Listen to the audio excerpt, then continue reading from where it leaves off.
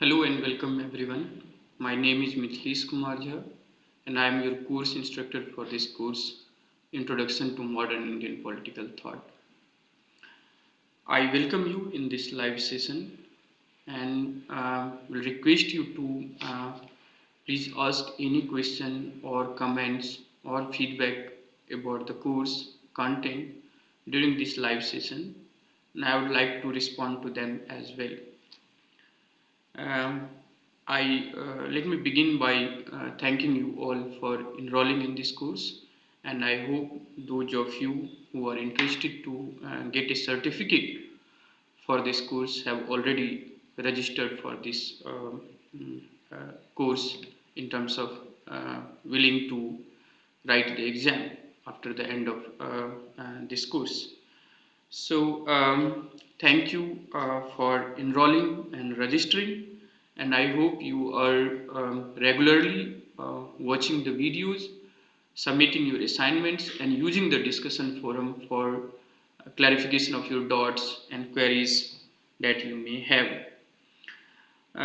During this live session, what I'm going to do is to share with you some of the concerns or the questions which you have raised on the discussion forum, and that is related to the exam preparation, course material, and so on. After doing that, I would also like to respond to few queries which some of you have posed on the Google spreadsheet and also on the discussion forum, which is of general interest. So I'd like to address them during this live session as well. And as I have mentioned earlier, during this live session, while watching, you can also write any comment, questions, and queries, and I'll respond as we move along during this live session. So I hope all of you are enjoying this course and getting regular feedback on your queries and comments on the discussion forum. Many of you are, worried about certificate, and many of you have asked such questions on the discussion forum as well. So, as you know, this course is open for enrollment.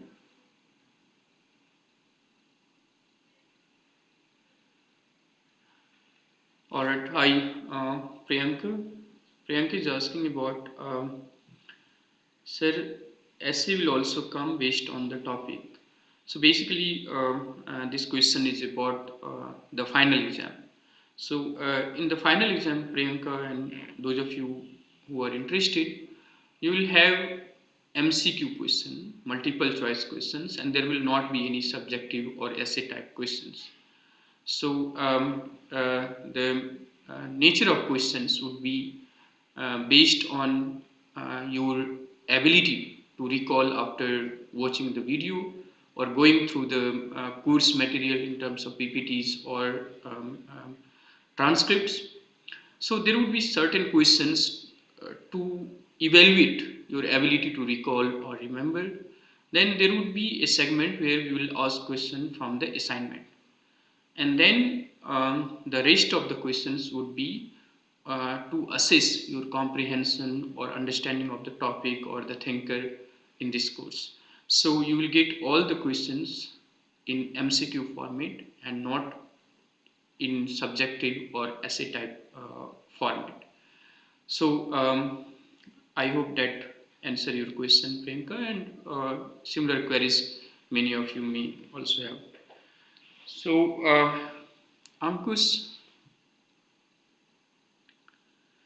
is saying that, sir, your classes have been really insightful and have enriched my political perspective. Thank you. Thank you, Ankush. And I look forward to your feedback as well to improve it further. So that's about the exam or the nature of questions for the final exam. About assignment and certificate, let me clarify, and I request you all to visit the course portal as well to get more information on this. So as I was saying that this course is open for enrollment and anybody interested to know more about this topic, this course can enroll. But you are eligible for certificate only when you register for this course, and you have to fulfill two criteria basically to get a certificate. One is that you have to submit a regular assignment, and second is you have to appear for final exam, and that you can do only when you have registered for this course. Now many of you are worried that you have registered for this course, but you have not been able to submit the assignment or few assignments in time, and after the due date is over, there is no way you can submit your assignment. So for those of you who have missed few assignment, I would like to clarify that the assessment criteria is that out of 100, see 25% is kept for assignment. So and this 25 percentile will be calculated on the basis of your best 8 assignment. So out of 12 weeks, your best 8 assignment will be calculated for this 25% uh, uh, overall marks in terms of grading. And then exam score is 75%.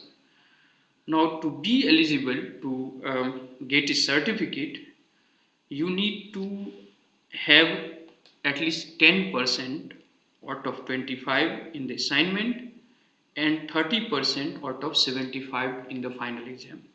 Only when you fulfill both these criteria, that is, you get at least 10 out of 25 in the assignment and 30 out of 75 in the final exam, you will be eligible to get a certificate or pass this course. So the passing mark overall is greater or equal to 40 out of 100.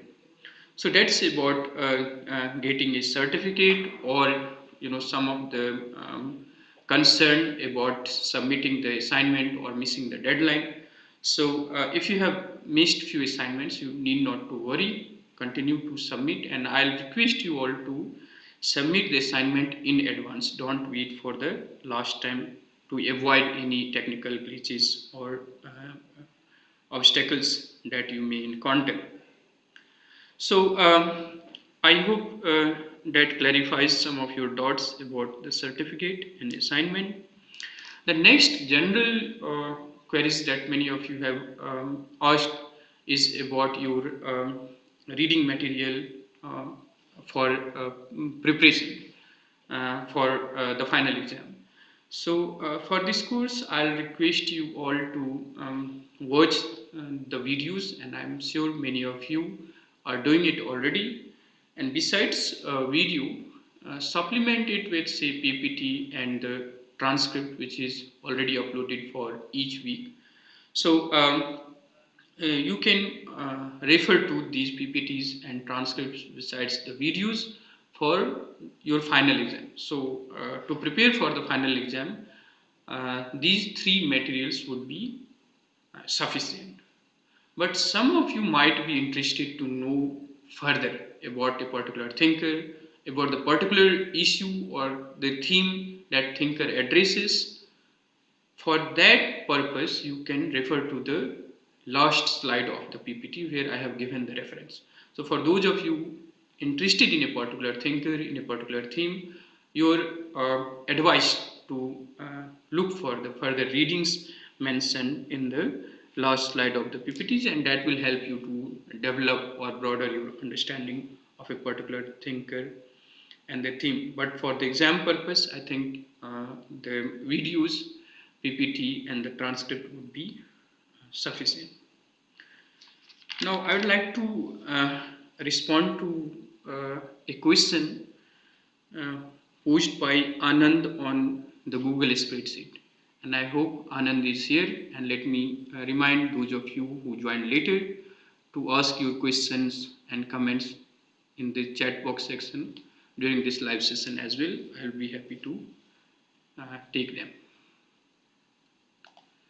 So, Anand, question uh, is that about the contribution of Jawaharlal Nehru.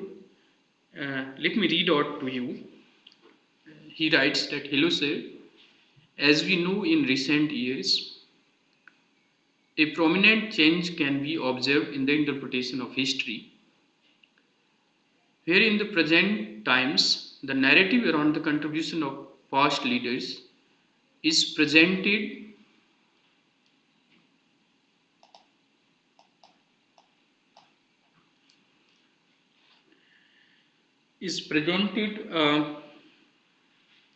differently.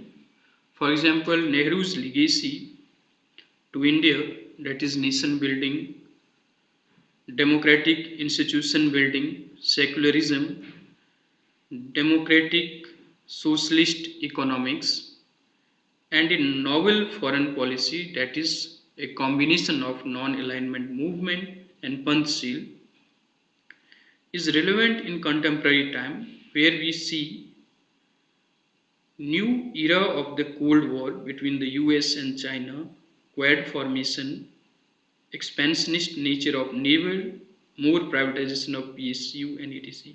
So the contribution of thought of Nehru in the right context is relevance for development of India.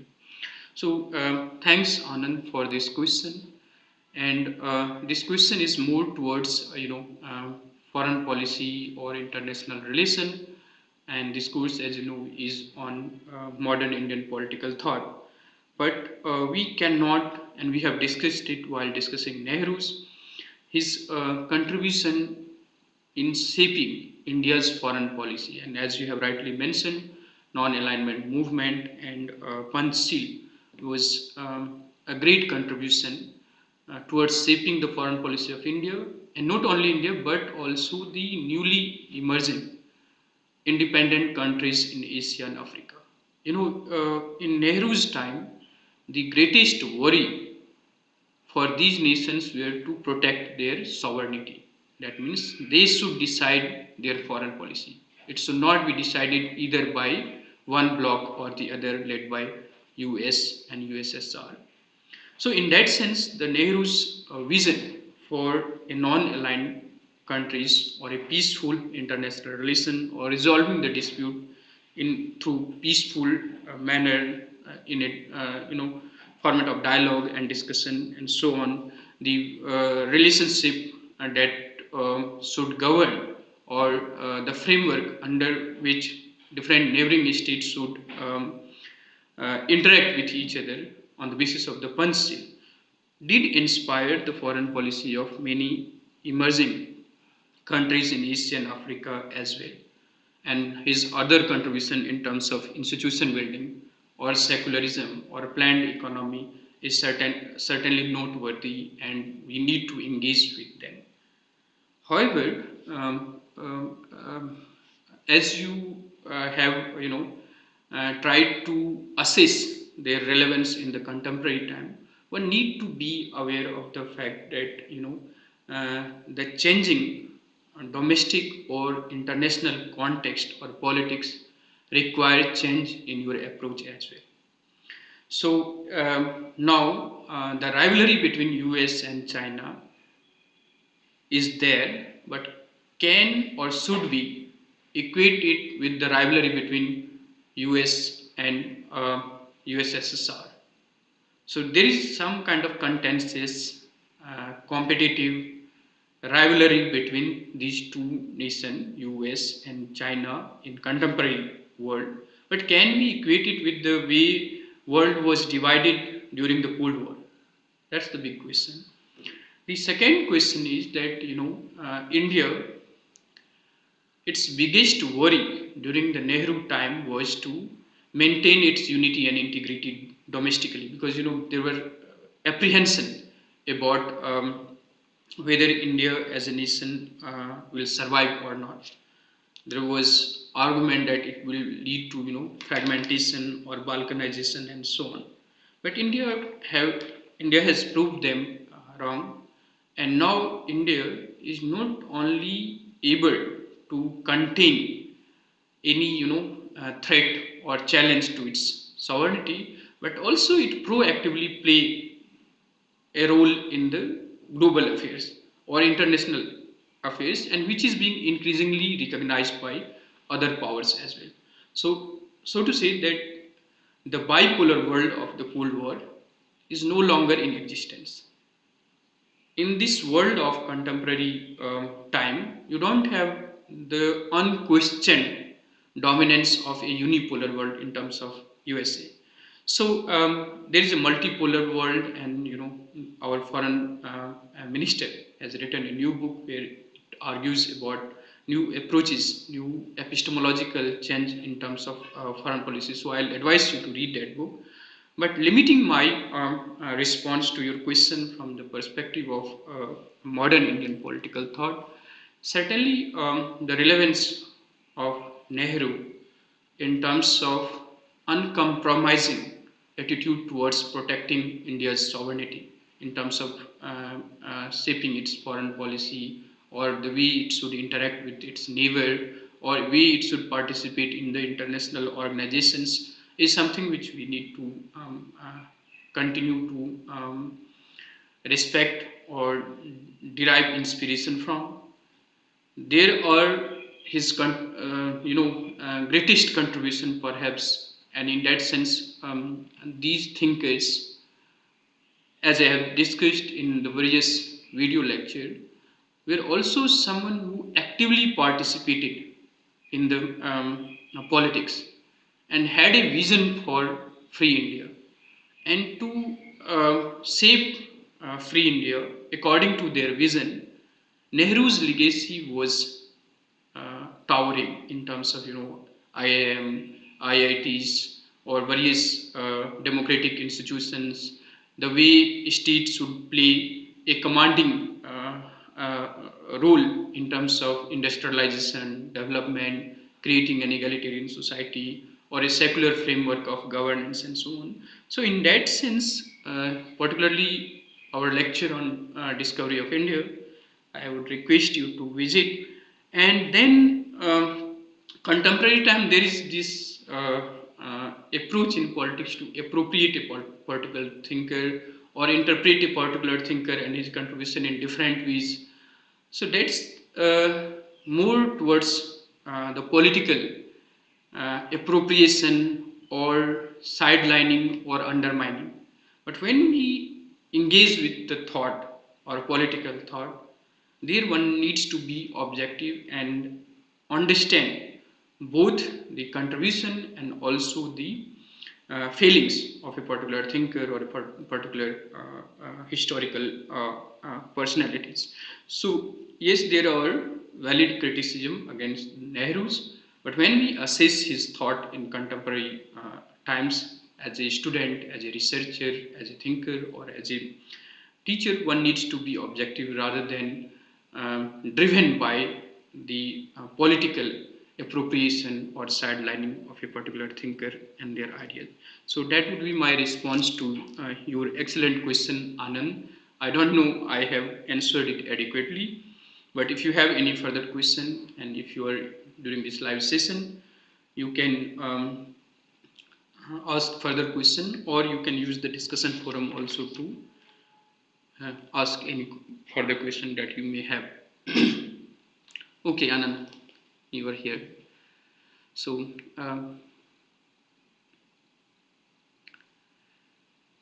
Mallikarjun is saying very interesting and meaningful session, sir. Thank you, Mallikarjun. I hope you are enjoying this course, and I look forward to your feedback as well. Okay. Umang Mishra, sir, assignment answers are not getting in transcript, so please help. Umang, can you be specific?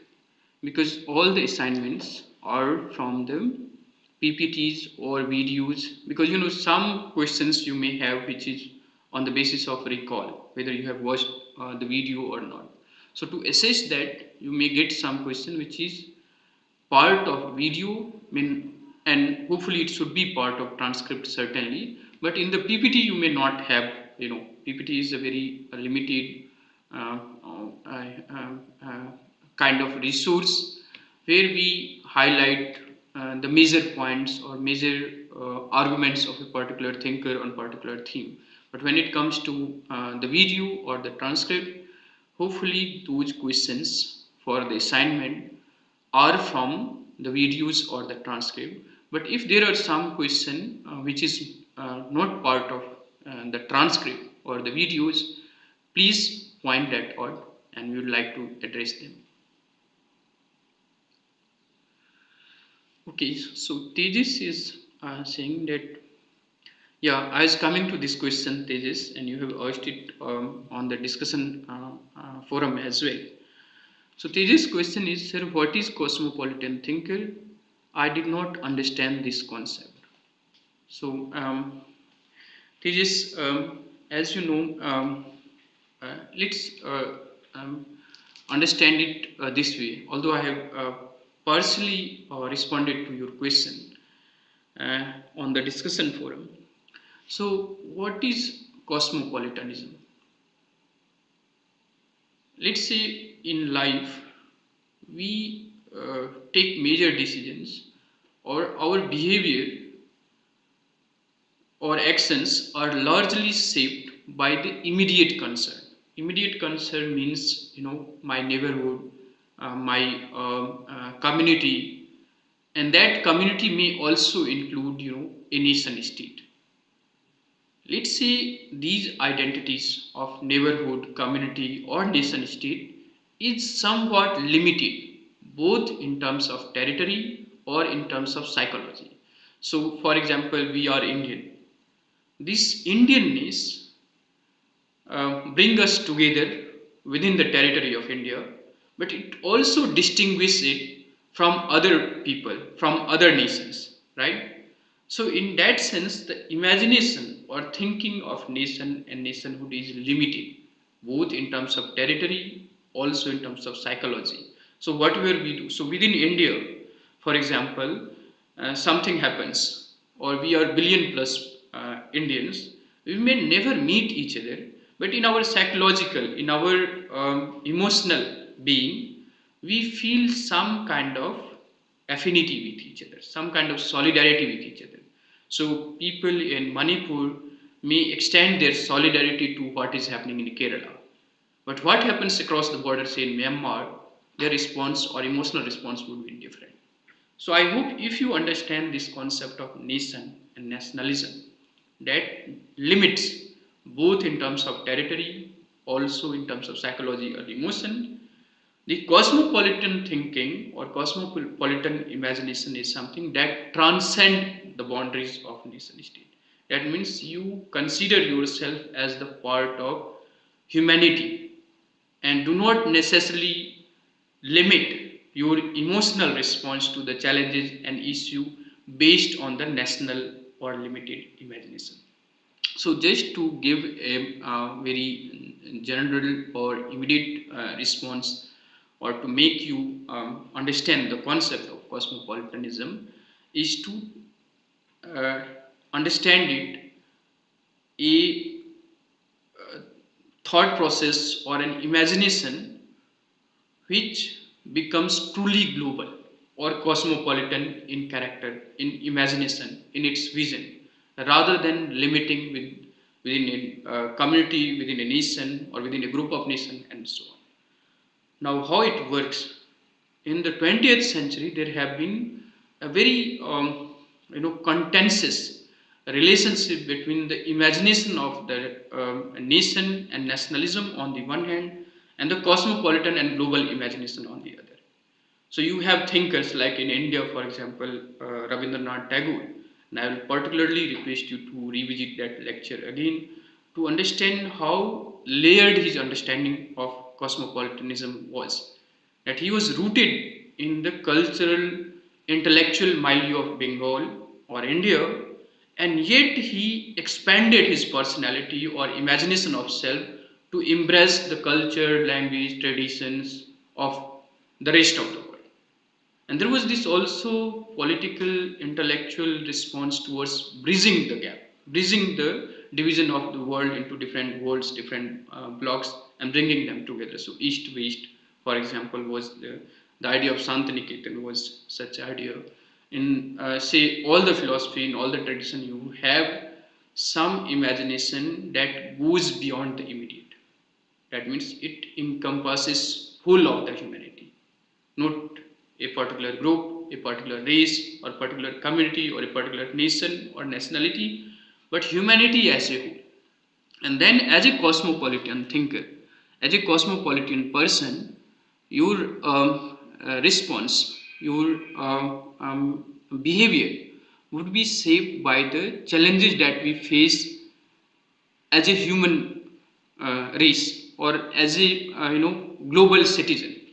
So cosmopolitan imagination can be seen in contrast to fragmented or particularistic imagination of nation. So in the nation you have the competitive struggle, right? My nation is superior to yours, and that has led to a number of wars in the 20th century.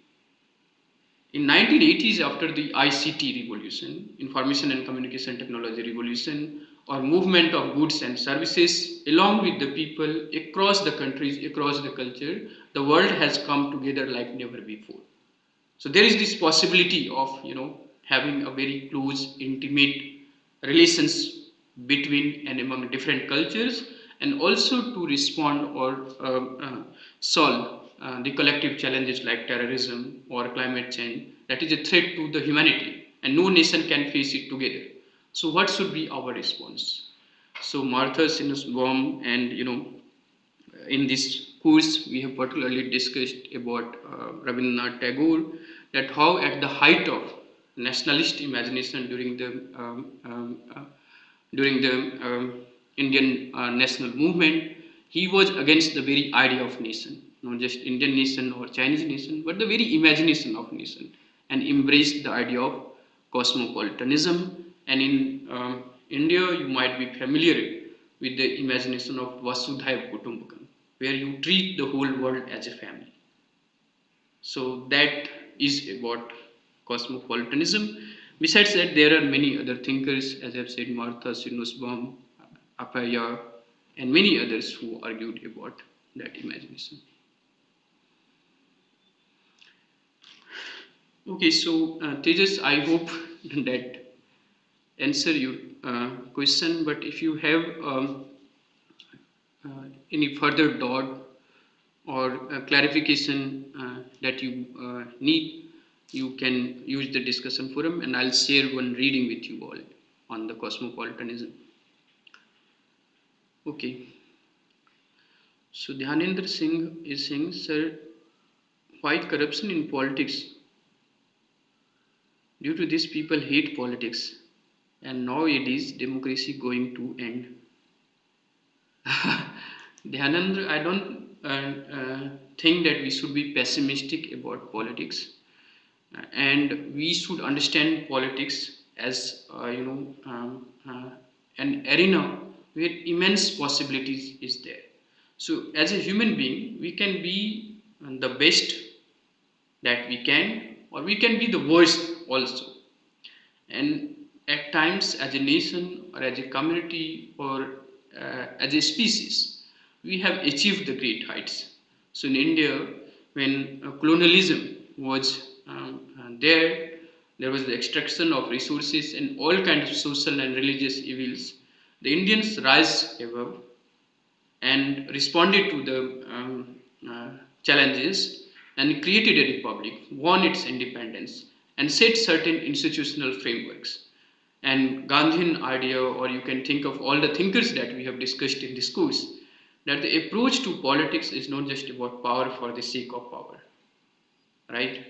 Politics is to create a society or a community which would be conducive for a dignified life or for a happy life. And for that, you need to bring ethics and morality at the center of political debates. So, in political science, there is debate between, say, normative political theory or explanatory political theory, qualitative or quantitative approach to politics and so on. Those debates apart, politics will be in collective endeavor to create a society which will create a condition that would be conducive for a harmonious, happy, stable, or decent life, or a dignified life. And there you may have setbacks, you may have contemporary challenges, you may have prevalence of corruption or violence or hate, but it also creates the opportunity to replace them with love, compassion, extending solidarity, making ethics, and that requires participation from each one of us, rather than expecting one party, one person, one leader to deliver democracy or that kind of society for us. So politics require participation from its citizen. So I hope that's my response to your question, Nyanand. Okay, Akhilesh Suresh is asking, sir, what do you think about giving reservation for women in the elections? How will it be helpful in bringing good leadership to the front? So, Akhilesh, I think this question is not really for part of this course, but immediate answer is, reservation or affirmative action as a tool is something which many societies use to give representation to those who are underrepresented or who are marginalized historically and economically. So to empower them or to give them level playing field, you have this tool of reservation and affirmative action. So certainly, in a society where politics is a male dominated arena, we need more women leadership, and to ensure that if reservation helps and affirmative actions help, why not we should use those mechanisms, and to do that you need a kind of national consensus on that. Okay, Tejas is asking one more question. Sir, Gandhiji was against Western education and Tagore support Western education, if I am not wrong. But Gandhiji went to study abroad, so why this dual behavior? I think this is, I mean, too simplistic assessment of Gandhi and Tagore. Let me give you one example of Aurobindo Ghosh. So he went to England. He had all his education in England.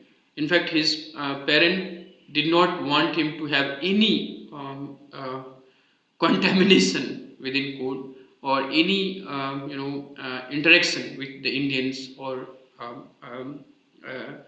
Asian civilization or culture. You want to have a kind of anglicized education, lifestyle, and so on. So, despite having such upbringing or education, Aurobindo Ghosh became a truly spiritual figure. Right? So, just having English education does not make you truly, Western, or having Indian education, you cannot fight for English education. So Raja Ram Mohan Rai was example of that. Now coming back to this debate between Gandhi and Tagore, again with a request to go back to that lecture where we have discussed in details the complex argument that is there between Gandhi and Tagore, rather than simply putting one against the other. So politically it may be helpful, but for understanding, for comprehension, one needs to go beyond that to understand the complex nature of the debate and argument between Tagore and Gandhi.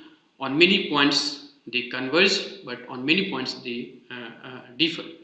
So if you read, say, Tagore, critique of nationalism or idea of man, uh, and his argument particularly about the condition of Indian society and politics, because we have lost some kind of inner touch with our own self, and unless we rebuild that, we cannot truly become what we aspire to become.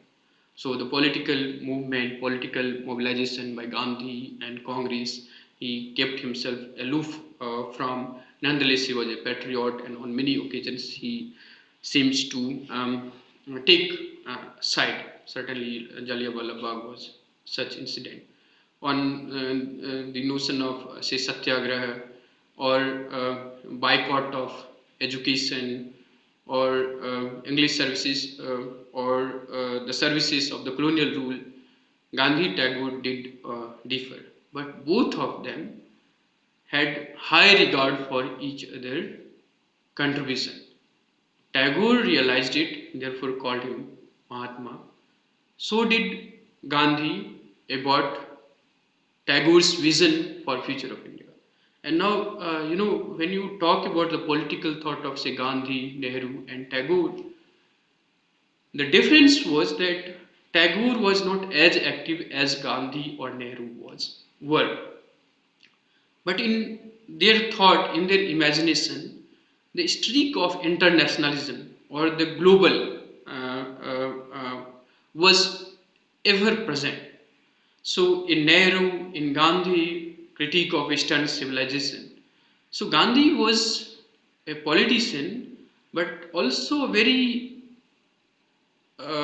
visionary, shrewd thinker who questioned the very premise of Western civilization on modern civilization and wanted to emphasize on, say, village or village republic or Ram Rajya or an alternative approach to politics and way we should organize our nation. On the other hand, you have, Nehru, B.R. Ambedkar, who wanted the strong state or interventionist state. Gandhi had a kind of bottom-up approach.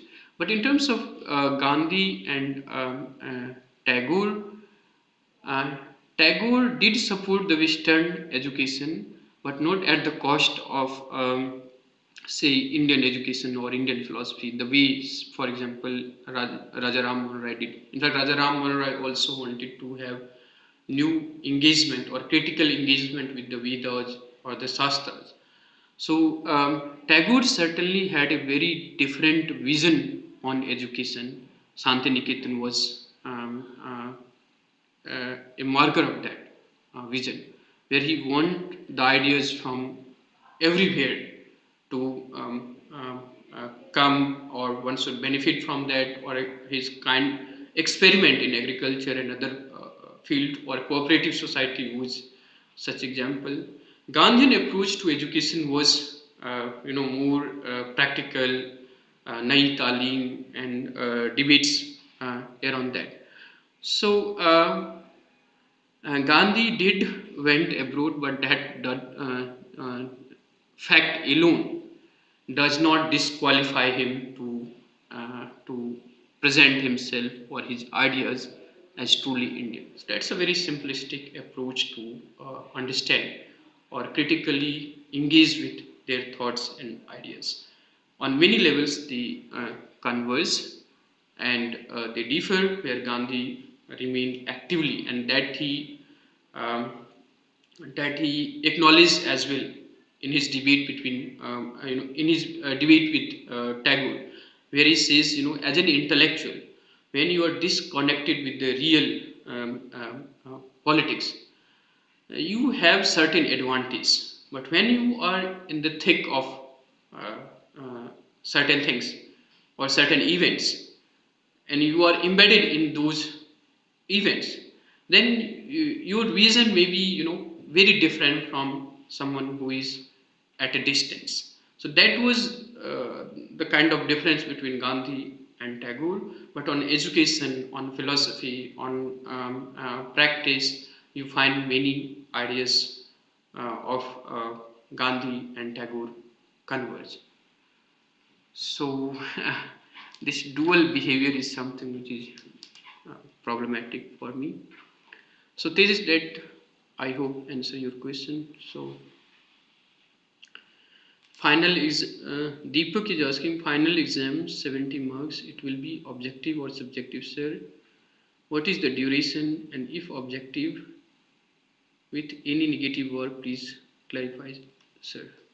So, Deepak, final exam is for 75 marks, and you have to have um, um, uh, you have to have about 30 out of 75. The duration of exam is, I need to check, I think 3 hours, the final exam. Just give me a second.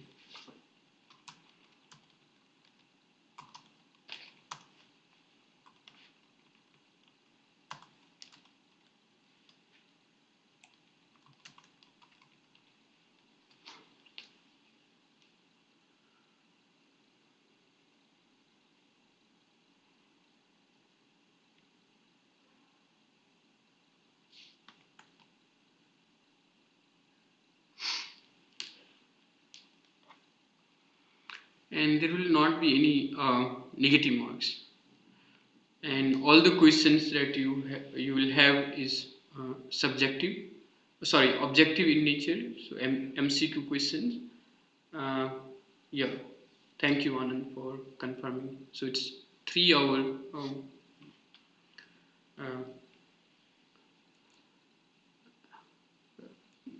3 hour is the duration for the exam, and the nature of question would be objective MCQ type, and there will not be any negative mark for that. So I hope that answer your question. Okay, there were a few other questions, like many of you have asked about Swaraj in ideas. So this text, I hope if you are doing this course, at some point you will read this very interesting article by K.C. Bhattacharya on Swaraj in ideas. So we got political independence. There are debate about how far we have got economic independence, because even for food and other basic necessities, even after ICT, for technology, we are dependent on the first world. So how economically independent we can debate. But in terms of thought, in terms of ideas, have we achieved independence? And in that context, this reading by K.C. Bhattacharya will help you to unravel many thoughts, many entanglements in terms of imagination thoughts with the colonialism. So you can certainly read this article. You need not to summarize or submit it for the assignment. But if some of you are interested, you can write to me on my email. There is some question about, say, why Raja Ram Mohan Roy is regarded as the father of modern Indian political thought and not B.R. Ambedkar. Now, this kind of question may come. It is similar with, say, one question about why both Vivekananda and Aurobindo are regarded as the prophet of Indian nationalism. So, to respond, I think one need to understand such categorization, such statements in particular context. Raja Raman Roy uh, was regarded as the father of modern Indian political thought because he was the first who began to articulate the rights of Indian. So, civil rights or political rights or freedom of press, or his support for many reforms as well as English education was something which was unique. Nobody did that before. So that makes Raja Ram Mohan Roy the father of modern Indian political thought. B.R. Ambedkar, Nehru, Aurobindo, Vivekananda did contribute in expansion or in diversification of Indian political imagination, modern Indian political imagination. You should understand their thoughts and ideas in the complexities, how far that strengthened something or weakened something. So, you should engage more with the contribution of their thoughts and ideas, or the relevance of their thoughts and ideas even in the contemporary times, as some of the issue like, say, the relationship between religion and politics, or the question of secularism. The idea of democracy is something which remains contentious even in contemporary politics. So, how far these thinkers help us understand those ideas? So, you should be more engaged with such kind of question or ideas rather than why one. So it's like contemporary politics where one leader needs to be worshipped, and to worship one leader it is uh, good to sideline or ignore or undermine the contribution of other leaders. So my response would be to factually respond that Raja Ram Mohan Rai was the father of modern Indian political thought, and B.R. Ambedkar is regarded as the father of Indian constitution. Father of the nation was Mahatma Gandhi. Aurobindo was regarded as the prophet of nationalism. So different thinkers, different personalities use this.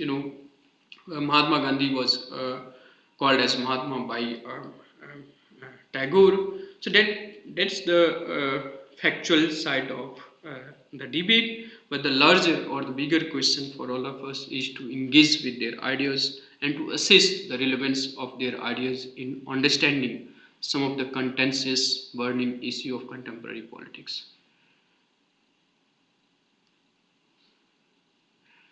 So I hope that answer your question.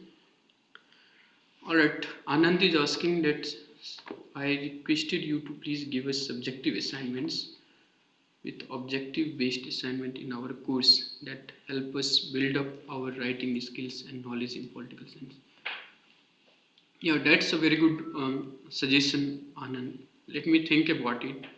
Maybe next time I offer this course, I'll think about it. But now, since we have already decided the mechanism or the way we are going to assess for say assignment and the final exam, uh, we cannot change that now. But maybe next time when I offer, I'll take this suggestion into consideration while framing the course